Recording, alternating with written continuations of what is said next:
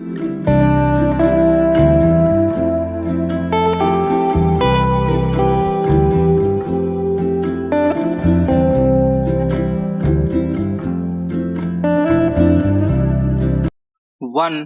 2, 3 start.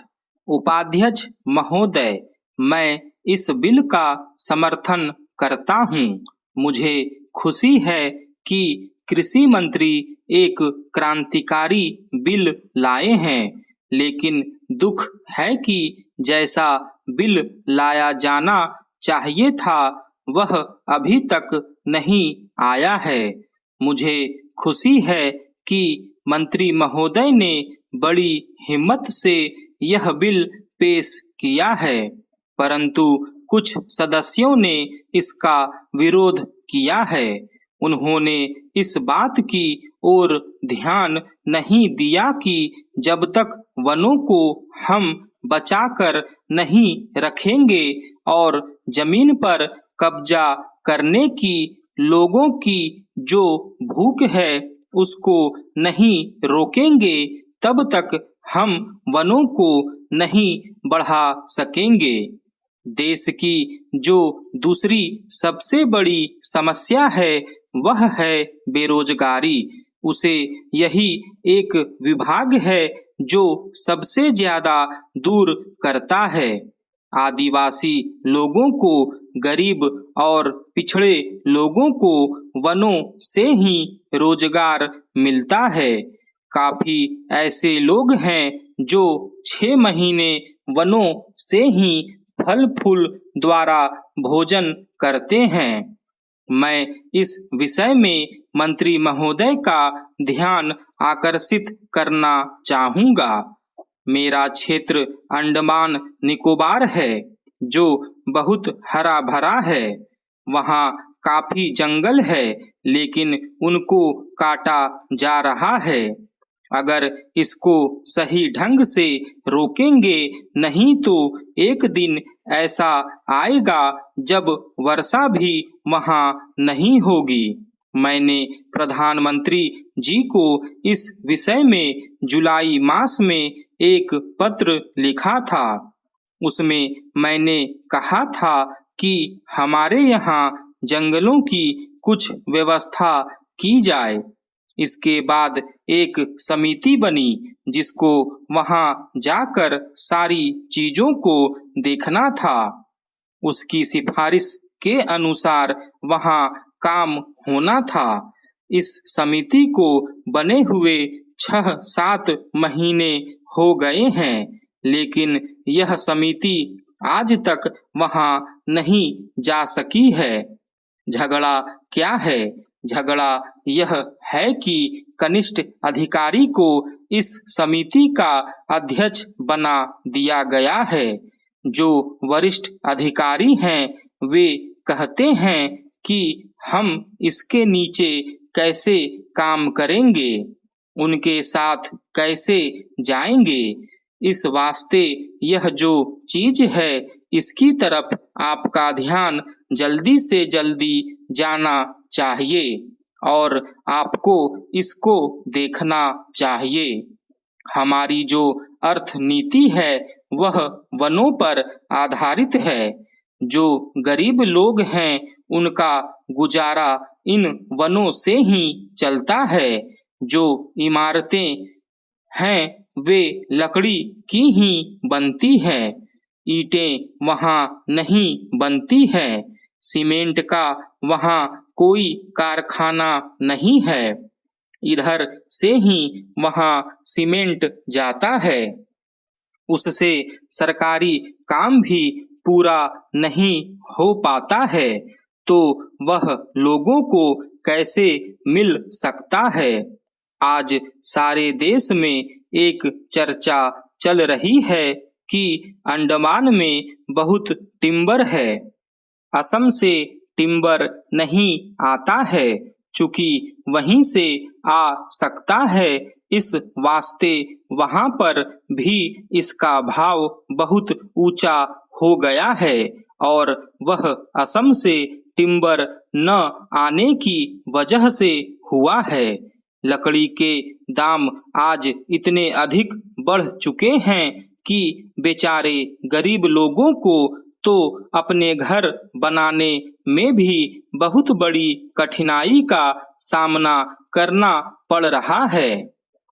सभापति महोदय, मैं सदन का ज्यादा समय नहीं लूंगा। मैं केवल एक दो बातों की ओर वित्त मंत्री और सरकार का ध्यान खींचना चाहता हूं। आज बिजली के मामले में राजस्थान की हालत बहुत नाजुक है। खास तौर से पिछले 5-7 दिनों से गांव में परेशानी बहुत बढ़ गई है। मैंने देखा है कि कई जिलों में पिछले कई दिनों से बिजली नहीं है।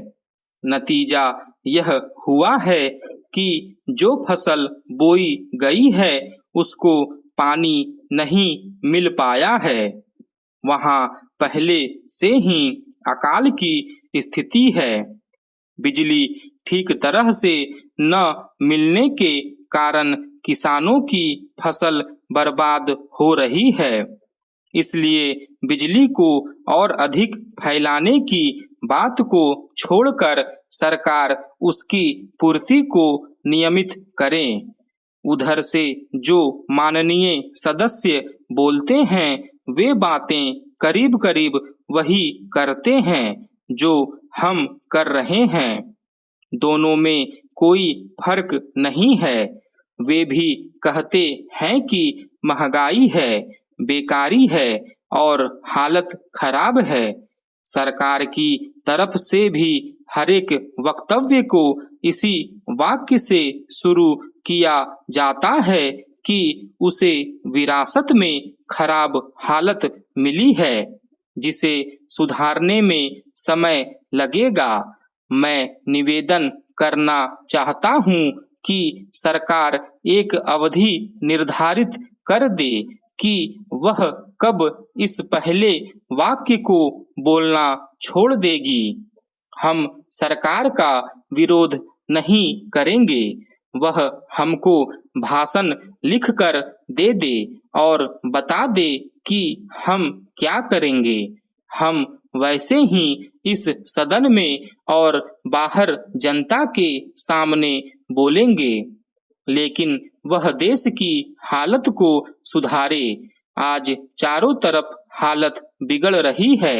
आज गांवों में कोई व्यवस्था नहीं है। सरकार हम लोगों को कब तक दोष देती रहेगी। अगर हालत न सुधरी तो ये लोग भी डूबेंगे, हम लोग भी डूबेंगे और लोकतंत्र भी डूबेगा। आज गांवों में हालत बहुत खतरनाक ढंग से बिगड़ रही है। मैं बड़ी जिम्मेदारी और गंभीरता के साथ यह बात कह रहा हूँ। आखिर सरकार का और हमारा काम एक ही है। कुछ लोग उधर बैठे हैं और हम इधर बैठे हैं, इससे कोई फर्क नहीं पड़ता। हालत सब तरफ से खराब है। बिजली खराब है, कोयला खराब है, तेल नहीं मिल रहा है। किसानों के काम सब तरफ से रुके हुए हैं। गांवों के अंदर इतनी महंगाई बढ़ रही है कि गरीबों के प्राण निकल रहे हैं और आगे यह महंगाई जोर से बढ़ेगी। गेहूं का उत्पादन कम हो गया है। भाव अभी ऊंचे हो रहे हैं, आगे और भी ऊंचे होंगे। आगे आप फिर कहेंगे कि आयात के बिल बढ़ रहे हैं। पेट्रोल और डीजल के दाम बढ़ गए हैं तो आप मुसीबत में फंस गए हैं। आप मुसीबत में फंसते हैं तो हमें भी खुशी नहीं होती है। इसीलिए आप गंभीरता से सोचें। कुछ हमसे सहायता लेना चाहते हैं तो लें, जिस तरह से भी लेना चाहते हैं लें। आप जैसा कहेंगे वैसा ही हम जनता से जाकर बोलेंगे। अंत में मैं निवेदन करना चाहता हूँ कि आप राजस्थान के लिए जरूर कुछ करें। स्टॉप।